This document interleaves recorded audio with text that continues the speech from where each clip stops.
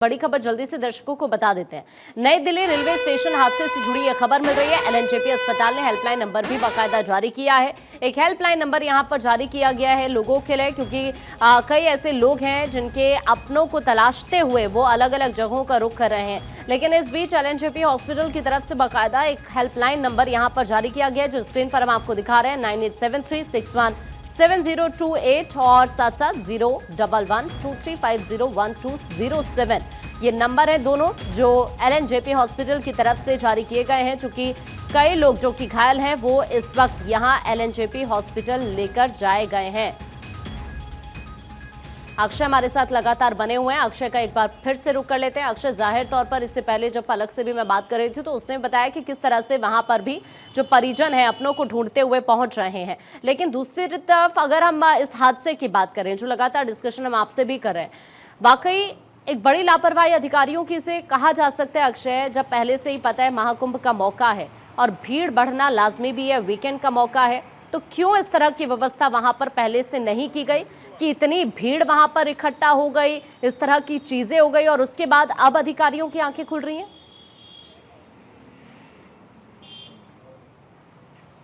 सबसे बड़ा सवाल यही है कि रेलवे स्टेशन पर लगातार भीड़ बढ़ती जाती है और हर घंटे ये कहा जा रहा है कि 1500 टिकट बेचे गए। तो वो अगर टिकट बेचे गए तो किसकी उसमें निगरानी चल रही थी? जब भीड़ बढ़ रही थी तो कौन निगरानी कर रहा था? जो रेलवे बोर्ड लगातार जो अपने कंट्रोल रूम को जो ऑर्गेनाइज करता है, कंट्रोल रूम में जो लगाए गए हैं सीसीटीवी, उससे निगरानी जो की जा रही थी, वो कौन निगरानी कर रहा था? क्या भीड़ बढ़ती जा रही थी तो उस पर किसी की निगरानी नहीं थी? ये ऐसे सवाल हैं और लगातार कहा जा रहा है कि 5-6 घंटे टिकट बेचे गए। साफ तौर पर है कि अगर एक प्लेटफॉर्म, 2 प्लेटफॉर्म, 3 प्लेटफॉर्म पर 10,000 या 6-7 हज़ार के लोगों की भीड़ आ जाए तो वो उसको संभालना बड़ा मुश्किल हो जाता है। तो कहीं ना कहीं ये बहुत बड़ी लापरवाही सामने निकल करके आ रही है।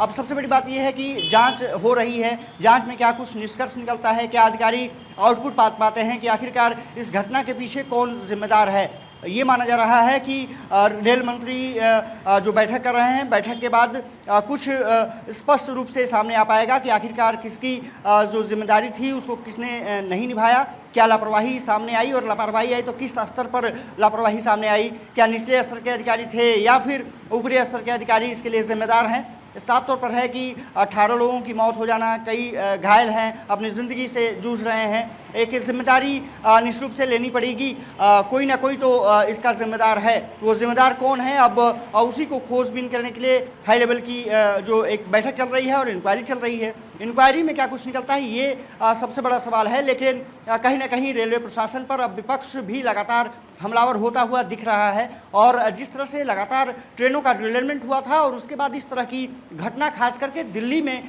नई दिल्ली जो कि सबसे सुरक्षित जाहिर तौर पर अक्षय विपक्ष का सवाल उठाना लाजमी है, लेकिन विपक्ष से भी तो ये सवाल पूछना चाहिए ना कि अगर आपको इतनी चिंता है इस हादसे के लिए, अभी तक कौन सा विपक्षी नेता अलग अलग हॉस्पिटल जाकर किसी से मुलाकात करते हुए नजर आए?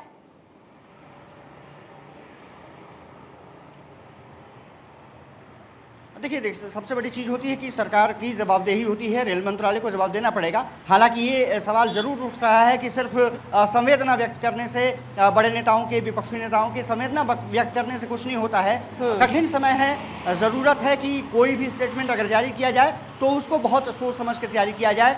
सरकार अपनी तरफ से कोशिश कर रही है कि जल्द से जल्द इंक्वायरी कंप्लीट किया जा सके। हालांकि अभी तक जो रेल मंत्रालय की तरफ से स्टेटमेंट जारी किए जाने थे वो नहीं हुए हैं। ये माना जा रहा है कि जब अश्विनी वैष्णव के नेतृत्व में जो बैठक चल रही है उसके बाद स्टेटमेंट जारी किए जा सकते हैं और एग्जैक्ट चीज़ें बताई जा सकती हैं, क्योंकि जो आंकड़े हैं ये भी कहा जा रहा है कि बढ़ सकते हैं। हालांकि अभी तक फिलहाल जो दिल्ली पुलिस ने जानकारी दी है, 18 लोगों की मौत हुई है और आरएमएल में 6 लोगों का जो लेकिन अक्षय कंफ्यूजन अभी ये भी तो है ना कि रेल पुलिस के अधिकारियों से अगर हम बात करें तो उनका स्टेटमेंट अलग होता है, उधर अगर दूसरी तरफ सीपीआरओ का जो स्टेटमेंट आया है वो अलग है। मतलब ऐसा हो रहा है कि एक दूसरे पर हादसे के लिए पल्ला झाड़ा जा रहा है।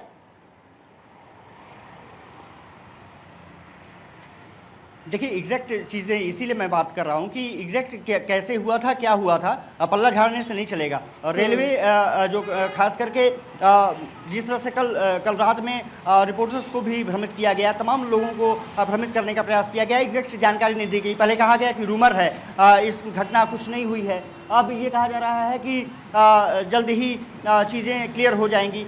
हालांकि अब इंक्वायरी सेटअप कर दी गई है, लेकिन कहीं ना कहीं कमियां ज़रूर रही हैं, जिसके कारण इससे पर इतना बड़ा स्टैम्पेड हुआ, इतने लोग मारे गए और उसके बाद अब जा कर के स्थिति को संभालने की कोशिश की जा रही है।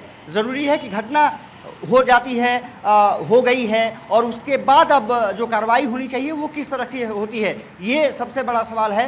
हालांकि ये भी तय करना होगा कि जिम्मेदार कौन है इसके। जैसा मैं जिक्र कर रहा था कि स्टेशन पर अगर पॉपुलेशन ज़्यादा पहुंच जाती है तो दिक्कत होती है, लेकिन उसको संभालने के लिए भी तमाम बंदोबस्त पहले से किए जाते हैं। जब एनडीआरएफ वहाँ पर डिप्लॉय की जा सकती है, पुलिस के जवान कम संख्या में तैनात किए गए, ये भी खबर आ रही है। कहीं ना कहीं लापरवाही का असर एक बड़ा रहा है। अब कहा जा रहा है कि कुछ देर बाद ये बैठक खत्म हो सकती है। अश्विनी वैष्णव नई दिल्ली रेलवे स्टेशन जा सकते हैं, वहां अधिकारियों से मुलाकात कर सकते हैं। ठीक है अक्षय, नजर बनाकर रखिएगा आप। अभी के लिए आपका शुक्रिया ये तमाम जानकारी साझा करने के लिए।